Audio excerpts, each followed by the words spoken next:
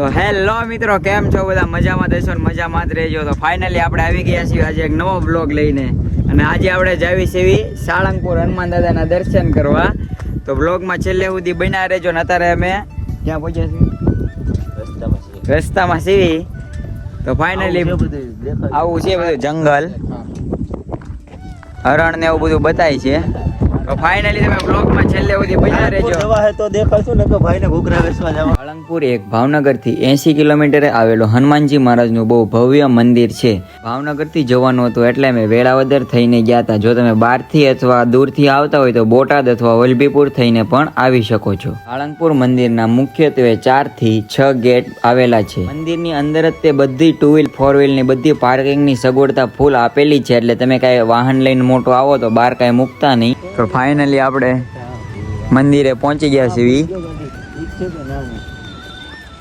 આ હનુમાન દાદાની મૂર્તિ છે, હનુમાનજી મહારાજની. હવે જાવી છે મંદિરની અંદર. ગાડી પાર્કિંગમાં મૂકી દીધી છે.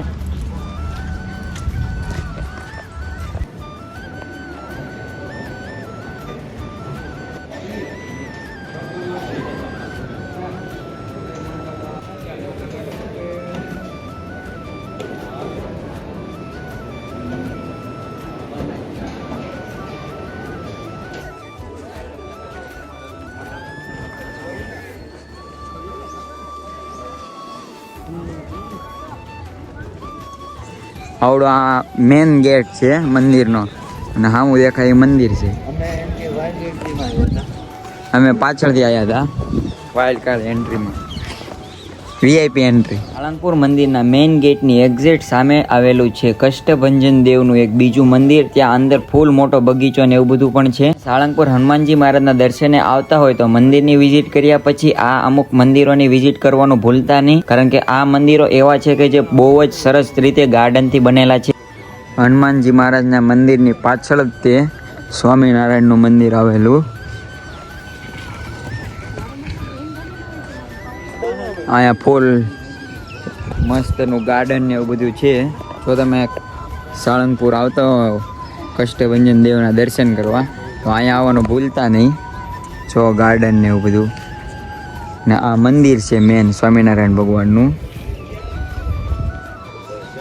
ને અહીંયા ગાર્ડન છે, આમ પાછળ આખું ગાર્ડન બનાવેલું. આ પાછળનો ગાર્ડન એરિયા છે મંદિરની એક્ઝેક્ટ પાછળ. બધું ગાર્ડન આ બનાવેલું છે કમ્પ્લેટ. ફોટોશૂટ માટેનું 1 નંબર લોકેશન છે. તમે લોકો આવો તો કષ્ટભંજન દેવનો જે મેન ગેટ છે એની પાછળ જ તે આ મંદિર આવેલું છે. આવો તો અહીંયા આવવાનું ભૂલતા નહીં. અને સામે જે બતાવી કષ્ટભંજન દેવનું મંદિર છે. મેં બ્લોગ બનાવવા આવ્યા હતા. એવું તો ક્યારેય છું જ નથી કે મેં આવ્યો હોય ને કંઈક કાંડ ન છું હોય. આજે તે જુઓ પેન્ટ ફાટી ગયું, કાંઈ નહીં. તો કઈ રીતે પાડ્યું કોઈને કઈ ખબર જ નથી. બધા દાંત જ કાઢે છે. કેમ થઈ ગયો? આ મંદિરની જે દિવાલો છે એમાં ફૂલ કોતરણી કામથી બધું વર્ક કરેલું છે. જુઓ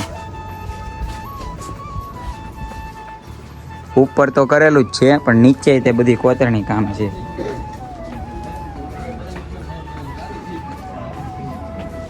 આ મંદિરનો જે મેઇન ગેટ મેં તમને બહારથી બતાવ્યો એ આ મેઇન ગેટ છે, અને આ મંદિર છે.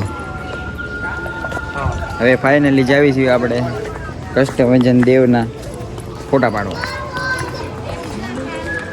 અત્યારે 6 વાગ્યા છે અને આવો કંઈક લુક છે મંદિરનો. 1 નંબર જોરદાર લોકેશન થઈ ગયું છે. આ છે હનુમાન દાદાની મૂર્તિ. તમે બધા ફોટા જોતા હશો. એ આ મૂર્તિના છે. ફૂલ લાઈન છે ફોટા પાડવા, એટલે અમે કાંઈ જાતા નથી. આ છે કિંગ ઓફ સાળંગપુર હનુમાનજી મહારાજની મૂર્તિ. જો બધા ફોટા પડાવે. અને આ હતું, આ કંઈક છે બધા બહારથી મહેમાનો આવે ને રોકાવા માટેનું.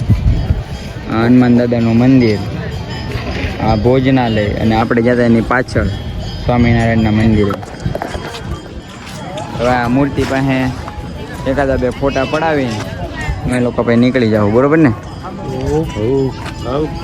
જય શ્રી રામ. તો આપણે ફાઇનલી મૂર્તિની આ નીચે આવી ગયા છીએ. આવી જાય આપણે ત્યાં ઉભા રહી જાય. આ મૂર્તિની એક્ઝેક્ટ સામે સાળંગપુરનું કેન્ટીન છે, પણ યાદ રાખજો પૈસાવાળું છે.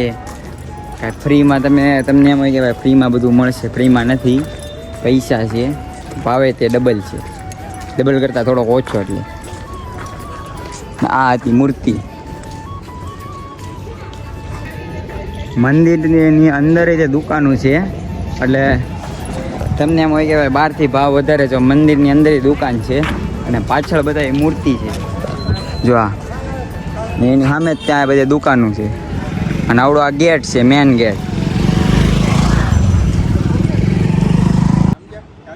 આ પાર્કિંગ છે ભાઈ, જો આવડું મોટું પાર્કિંગ છે મોટા વાહનો માટે. આની ઓલી બાજુ ફોર વ્હીલરનું છે અને આ રોકાવા માટેનું બનાવેલું, જો કોઈ દૂરથી આવતા હોય એની માટેનું છે. અને આપણી પાછળ ફ્રીમાં નાવા ધોવા માટેની તે બધી સગવડતા છે. એટલે તમે કાંઈ બહાર કાંઈ ન ઓલું કરતા, કારણ કે આ આજુબાજુમાં બહુ એવા કિસ્સા આવેલા છે કે ભાઈ પેડ પાર્કિંગ ને એવું બધું, એટલે અહીંયા બધું ફ્રીમાં છે.